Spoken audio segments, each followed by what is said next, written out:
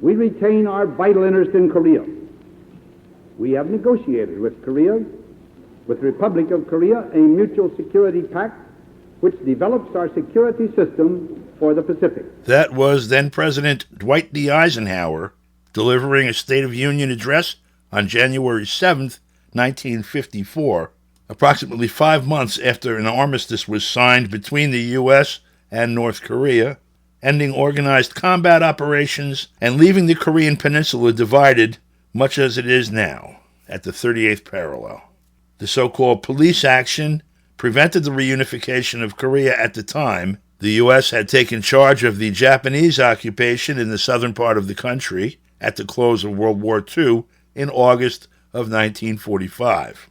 Things have remained static, more or less, with occasional exchanges between North and South Korea and the U.S.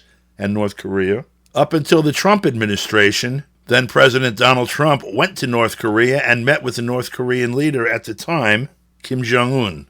According to reports, they were very close to reaching an agreement to formally end the war when members of his own party and a united bloc of Democratic legislators put an end to it.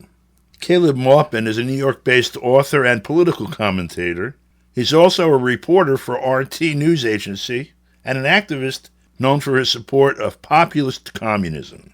This Friday, he will join a married pair of preachers at the Los Angeles Family Church in Monterey Park to discuss the possibility of the reunification of Korea. We spoke with him via Skype on Wednesday. Caleb, it's been 72 years since the end of hostilities, as they put it, in Korea. Why this moment to try to resolve the conflict there? Well, right now, it seems that the Biden administration is on a mad dash to try and just reverse everything that Donald Trump did, or at least everything good that Donald Trump did. And one of the main good things Trump did was he visited North Korea. He became the first American president to visit North Korea, the first American president to meet with a head of state from North Korea. And that was a big moment. And it looked like things were moving toward the possibility of peaceful reunification of the Korean Peninsula and a de-escalation of tensions, perhaps a treaty where the USA actually recognized the government in the northern half of the peninsula. And we know John Bolton and Mike Pompeo were working against him the whole time. And it appears that Biden is now escalating things to a really extreme degree. And we've seen that there has been tension on the peninsula. There has been the presence of U.S. nuclear weapons. North Korea has then felt a need to, test their missiles. There's also, they sent the rubbish balloons recently. And things are worse on the Korean peninsula than they've been in quite some time. But yet, just a few years back, they were going very, very well. And so I think now more than ever is a time to speak up about the fact that North Korea is a country that is besieged.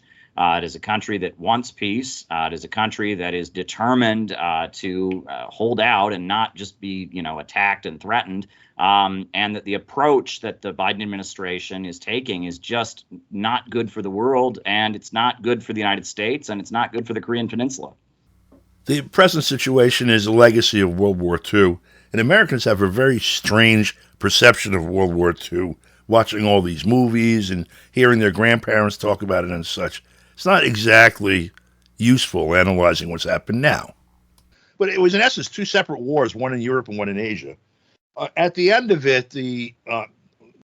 use the term adverse party instead of belligerents, but the countries that the United States was fighting, Germany in Europe and Japan in Asia, were both defeated. And the treaty with Japan was under something no one had heard before, unconditional surrender. Japan had occupied Korea and part of China, and at the end of the period, Korea joins China and Russia, or is in the neighborhood of both. Korea was divided, and so was Germany. In Germany, the purpose of it was to ensure that Germany could no longer invade Russia. That was their primary concern, or be a belligerent again after two world wars. The purpose of dividing Korea was more spoils than anything else. And it's played into Asian geopolitics. You want to talk about how this works now? Well, In China and in Korea after the Second World War, the communists wanted a unified government. But one of their stipulations was that they be able to participate in that government, that the Korean Workers' Party be allowed to participate. And they didn't trust the government in the South, backed by the United States, to completely give up their military that had been fighting against Japan. And on top of that, they were not happy that the government in the South had many Japanese collaborators. And so they wanted to maintain the Korean Workers' Party, to participate in elections for the entire peninsula, and eventually have a unified government for Korea. And the United States wasn't going to have it. And Syngman Rhee declared himself the military dictator in the South. And then on Jeju Island, you had an uprising of people demanding the right to vote, the right to, vote for the Korean Workers' Party and vote and participate in elections. And you had tens of thousands of people slaughtered by U.S. troops in coordination with the South Korean military. And that is what precipitated the Korean War, was the fact that, democracy and the right of the Korean people to choose their own government was denied. And that a government that included a lot of collaborators with the previous occupier, Japan, was kind of being imposed in the South, and people who objected were being slaughtered and killed. I mean, that's the basis for why the Korean War happened and why Korea remains divided today. It's similar to Vietnam in that in the northern part of the country here, you have, in essence, the nationalist movement, the actual Korean indigenous government, and in the South, you have an occupying government. Like Vietnam. Yeah, and the U.S. troops are in South Korea, and they have remained there. U.S. military bases in South Korea are centers of human trafficking, child slavery, forced prostitution. There have been many instances where the people in South Korea have rioted against the bases in South Korea and seen those bases as illegitimate, have resented the mistreatment and displacement of the population at the hands of those bases. And South Korea has a very repressive national security law. Back in 2012, there was a young man who was facing up to 2-3 years in prison just because he retweeted something about North Korea. And they said that was a violation of the national security law. The Unified Progressive Party, which was a pro-reunification party that was in the Korean parliament, was forcibly broken up and all of its leaders sent to prison just because of a hypothetical conversation they had about what if war breaks out. And we've seen many instances of the fact that South Korea is not really a democracy. It is illegal to advocate peace with North Korea. It is illegal to talk about being a communist or a socialist in South Korea.